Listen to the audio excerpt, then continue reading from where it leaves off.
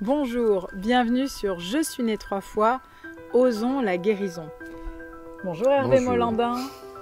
Hervé Molandin et, je devrais dire, dessinateur, écrivain, sculpteur, tout ça, hein.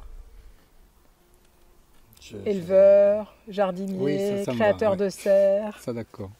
Nous allons quand même nous centrer sur la pierre aujourd'hui. Pendant les stages de pierre, je ne sais plus qui a dit « Ah, et si nous mettions de la musique ?» Et là, quand même, tu as été assez clair. Pas de musique, et il m'a semblé que c'était pas le moment non plus d'allumer la télé ou... Qu'est-ce que tu penses de la polyactivité en taille de pierre? C'est comment notre société par rapport à tout en même temps? Est-ce que c'est possible dans ce que tu pratiques et dans ce que tu proposes? Non, c'est pas possible. Clairement, c'est pas possible. On doit considérer que c'est quand même une activité que je rapproche clairement du sacré. Ce qu'on y met est sacré et on ne peut pas tout faire en même temps. Et ça demande un calme extérieur et intérieur. Ça demande une concentration. Pour moi, c'est de la méditation. On peut dire aussi une forme de prière. Donc c'est pas possible d'être distrait et d'être pollué par certains bruits, par certaines activités. Ça marche pas.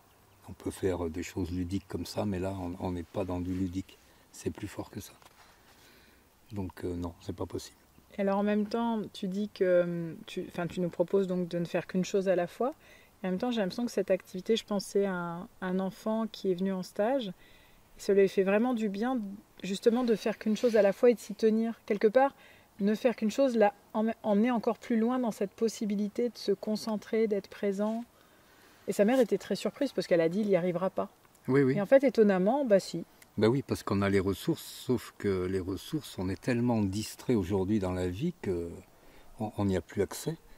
Donc quand on est capable de se concentrer, on retouche un tas de choses en nous qu'on ne connaît même pas, qu'on ne connaît plus.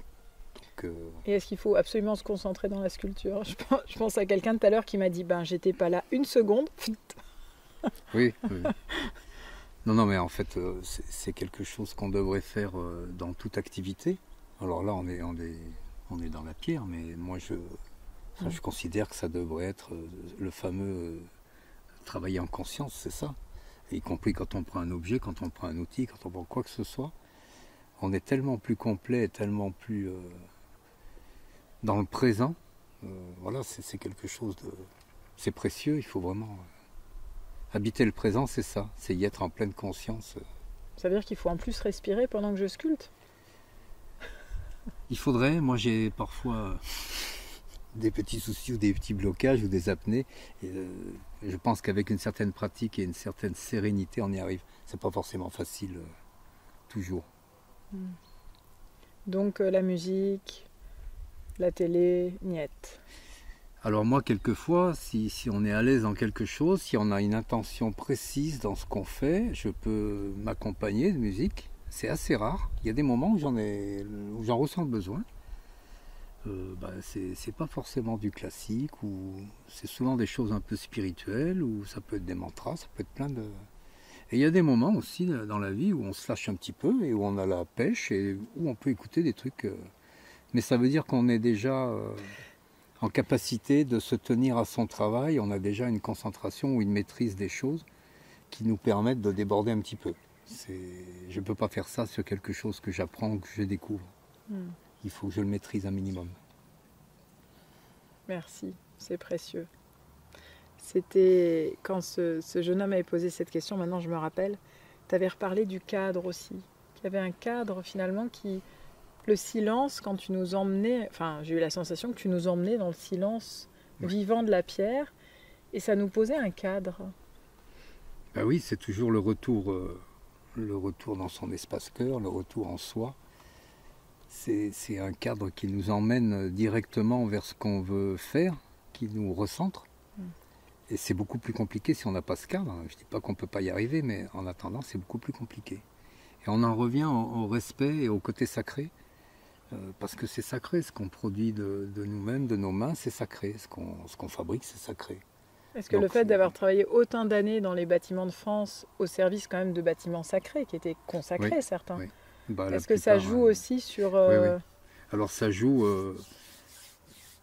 clairement dans le lieu. Après, on n'est pas forcément capable de savoir ce que ça représente. Donc ça joue aussi dans les gens qui nous forment. Et moi, j'ai eu cette chance d'avoir des gens qui étaient vraiment branchés sur tout ça, qui le mesuraient, qui le connaissaient, qui avaient une culture énorme et qui, du coup, nous ont fait partager tout cet ensemble. Tu as été initié. Oui, clairement, oui. Et maintenant, tu inities. Eh bien, j'espère, à ma manière. Merci beaucoup Hervé, j'ai retenu du recentrage, de l'espace cœur, de la présence, tout ça. Oui, de la concentration.